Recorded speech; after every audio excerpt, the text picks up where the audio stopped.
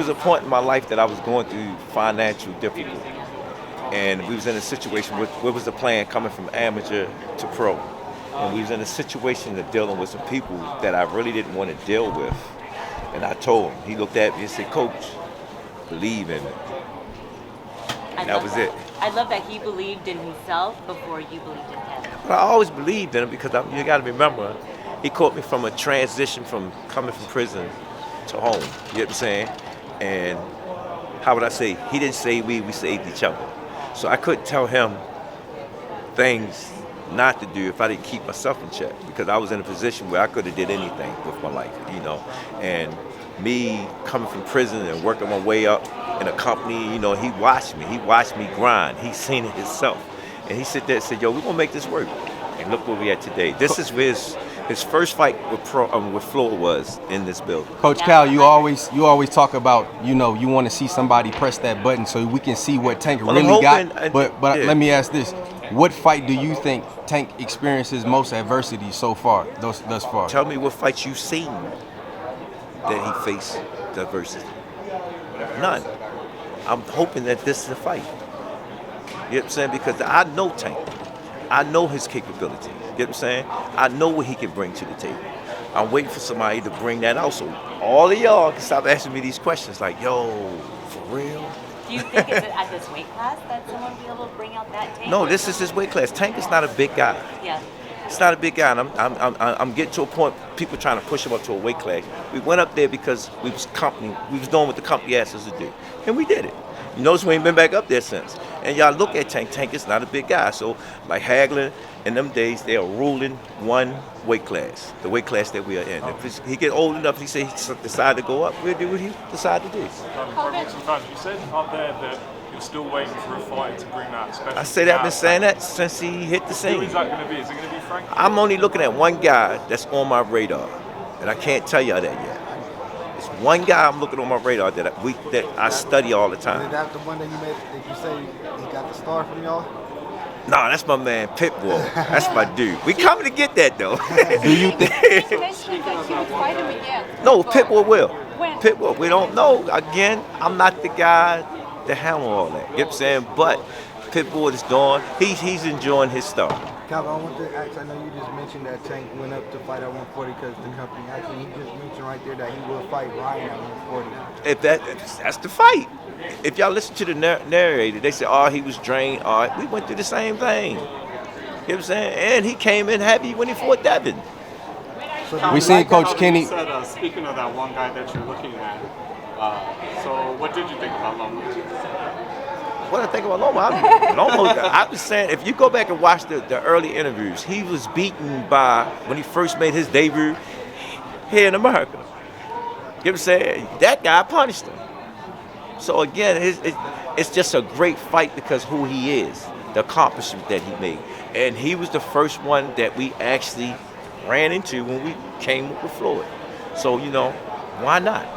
We seen Coach Kenny breaking down how Frank his order. Kenny do. That's Kenny's job. Is that a real part of something? You know, is that part of your game plan to attack the scar tissue? You must don't watch what we do. I watch y'all all the time, every time. Pay attention. You heard what he said to y'all.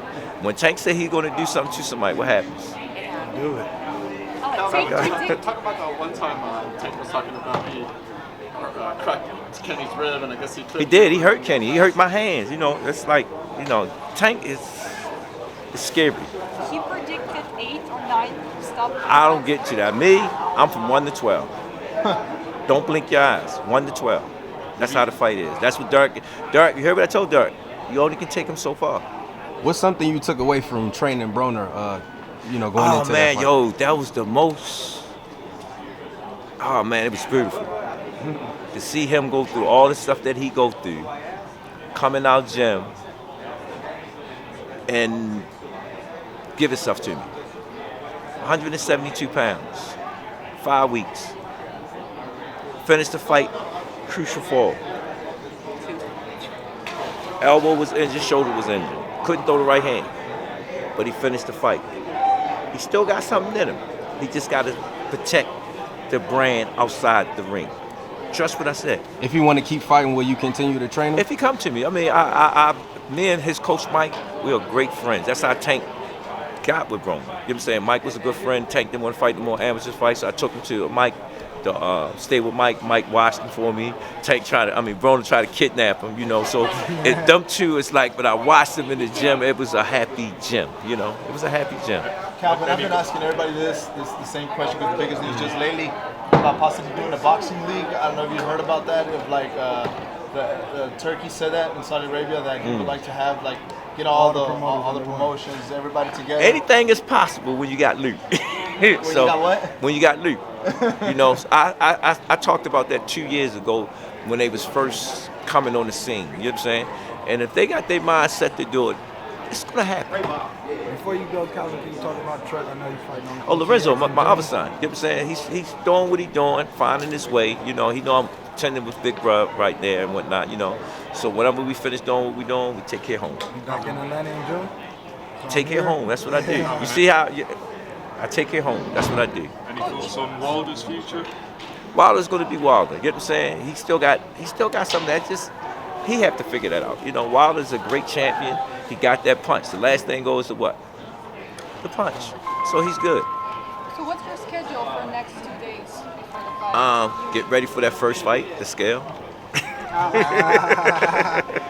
Once we beat the scale, we gotta fight. How big is this fight for Baltimore? Every time y'all go out there, Every it time we becomes step in bigger the and ring, bigger. it's big for Baltimore. No, why? Because he's hope for the city. What's your glasses, Calvin? Someone stole my glasses. No way. Yes, they did. And I'm glad y'all got the camera on me. Please. Like right now or just No. Here at the hotel? No, in Miami. They stole the glasses. And some of them might not know who I am. I have a reward for the glasses. check eBay? Where in Miami No, we on was eBay. it stolen? At the show. Out the bathroom. At the Hard Rock Cafe. They stole it that night at the end of the show. You been checking eBay? I've been checking it hard. I have people checking it. We on it. You know what I'm saying? So if you want a reward, get in contact with me, y'all. What's the reward? I'm not gonna tell you. They my reading glasses. They can't see out of them. You know what I'm saying? They can't see out of them. They cannot see. They probably put them on and say, "Oh my God." What happens if you see someone? Huh? What happens if you see someone wearing them? I'm gonna offer them a reward. You know. Just at a fight or something, they're just wearing them. You want to go up like. Hey. No, I'm always humble. You know what I'm saying? Because you never know what type of it might be a fan keep like I got Coach Calvin glasses. You know what I'm saying? And he try to, the kids pick my glasses up all the time and imitate me like Coach Calvin and do my whistle and stuff like that. You know. So, but how would I say? The glasses are very sentimental to me. Oh, you You know don't what have I'm another pair for me. I have many glasses, but that one is it started with me. The actual chain. Everybody don't understand. When I first started wearing them chains, it was for a reason. I said I'm gonna make this chain famous. Coach Cal, can you talk about how people say, they act as if Tank feels that belts don't matter, but you and Tank have been winning awards since he was young. Yeah, You've always fought for accolades. I can take you to a closet I call it the Tank closet, and I have all his belts. I have all his belts. He don't care about the belts. He never did. You know what I'm saying? But again, I do. You know what I'm saying? Like when Devin and Tank would have been for it if he kept hold the belts. But he decided to give them up, so that fight went another way. You know what I'm saying? I'm just being honest with you. That was the reason to fight. Do you know what I'm saying? Do you have interest in, I know it's all about Tank for you as far as him winning accolades, but how do you feel about possibly winning a Trainer of the Year? Is that something that you want I mean, when it's all said and done? if I handle my business against Derek, who gonna deny me? Because Derek was one of them guys, several times been nominated Trainer of the Year. But I got to a point, Floyd was undefeated. His uncle or his dad never got Trainer of the Year. So I can live with that too. Calvin, you just elaborate on Champ's question. He said, what does it mean to the city? We're going to say just Well, it means a lot to the city because it gives hope. And when Tank made that statement, he's a legend, because when you see where he came from and who he is coming from that situation, he's a legend. You can't deny him for that. And then when people see us and we still in the hood, we still doing stuff in the community, they salute that. And the message that we are trying to say, take care of the youth and give back to your community. Don't care what level you're on. You know what I'm saying? Because if you take care of your area, it's going to be all right.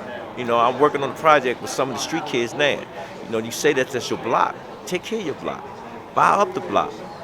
you know, do it, and I guarantee you, places will be a better place. Were y'all able to salvage that area? Yes, it's good. Y'all were able to salvage that. You'll see. All right, We want to do something different in that area with them homes. You know, so I'm looking forward to that too. Calvin, speaking about the people in Baltimore, you see Angel Reese paving the way in the WNBA. Let's talk about it. Oh, she doing her thing. I mean, I salute her. You know what I'm saying? And she being Baltimore. She's being herself. You see how she carried? You see she get a lot of flack from that? You think she's... Guess what? They just being their self. And that's some of the problems where people try to control them because they're giving them the accolade. And I understand they built the company and stuff, but you want that talent to represent your company. Seems like more people talking about the WNBA with her now. She's the face. Trust me. You just mentioned the belts. Yeah, I keep all the Tank amateur belts, you know, and his belts. What is one belt that means the most to you? Which belt means the most to me? The first one, the very first one when he fought against Pedraza. That was the main belt because nobody knew who Tank was. And we was in a situation and Floyd was testing the water. And he went and got the hardest opponent. Undefeated, Olympian, and he was solid. Pedraza was solid. And the performance Tank put on in New York that day, flawless. How hard was it to deal with, you know, Tank's situation last year where he had to sit down for a little bit? I know you. Well, what can everything you say is a about lesson. that? You know what I'm saying? It was a lesson, and he learned from it. How would I sit there and say? For years, sometimes you had to go through things. You know, we always shelter him, take care of him, but this time, you know, this yours right here. You gotta deal with it, and he dealt with it very well. You know, very well because we see we have a different Tank now. Did he come back with it, like what you about to say? Did he come back with a different focus, a bigger hunger? He talked. Remember, we couldn't even get 2 words out Tank. He having fun, you know, being loose, buying into it. You know, still things to learn and stuff. You know what I'm saying? When he make comments, sometimes I'd be questioning his comments, but when he let me in his head, and I thought, oh, I would be mad about that too. You know, but again, it's the way how you deal with things. You know. So he's learning. Without giving out too much, this is my last one. What do you think is without saying Frank's biggest weakness? What do you think the thing that's gonna get him in trouble Saturday See, this night? was y'all misunderstand when I said that. Frank wasn't the big 4. Let's go back. Right. See, y'all don't look at this. He wasn't. He squeezed through the cracks. And because he's Spence fighter, he's been winning. He's undefeated. Shakur wanted to fight him. Shakur and them keep giving him peanuts. So we gave him an offer that he couldn't refuse, like the Godfather. You get what I'm saying? And he took the challenge. And looking at his strengths and looking at Martin, I believe Martin can bring some of the things that I need Tank to go back to. You know what I'm saying? To go back to, you know, like Pitbull. That's why I like Pitbull. You know what I'm saying? He had to show y'all boxing. It was power, power, power, power. You know, I don't teach him that. I don't teach him that. Do you think the Inoue fight is ridiculous? I mean, what are your thoughts on that I'm not fight? even thinking about that fight until he start fighting over the USA. Let's be for real. All his fights been over there for whatever reasons. You know what I'm saying? He's a sighted fighter. I wouldn't say he's too small. He just gotta whatever he's doing over there for that country and for his family and stuff is great. You know what I'm saying? Until that day he start coming over here and start mentioning names and stuff, then he comes on our radar. Other than that, keep doing what you're doing in the way. Proud of him. Talking about Tank being at the beginning of his career when not many people knew him, I can tell you one thing made me notice Tank Davis. It was maybe like 8 years ago, it was Small Casino, maybe the promotion fight. Tank wore trunks with like 4, maybe you remember that one, but I remember sitting pretty close and Tank broke his nose and I heard that sound. Yeah. That When he hit it, it was blue and black. I remember. Yeah. So You're right. You're on point. Yeah. So I took a picture with him. I'm like, who's that guy? Now, is the kids that you have at the gym? Is there anything that makes them notice Tank and say we got a whole bunch of Tanks in the gym. Listen to what I'm saying. I got one kid. His name Montana. We call him Showtime. He just sent me. He just sent me a picture stopping the kid. Pow! That's how Montana is. He looks up and he calls me, he texts me, and I thought it was his mom, but it's him. Like, Coach, different thing. When you coming home?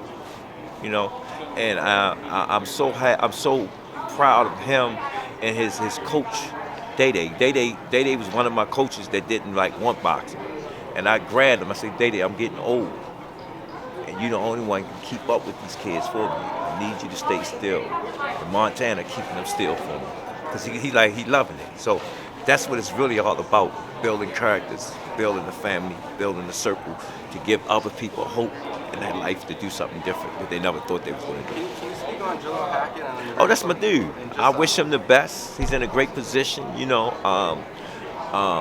It was things that he wanted to do with us, but, you know, me, if you got dust in your pocket, put some green in there. You get what I'm saying? And they gave him a perfect opportunity, and he took it, you know.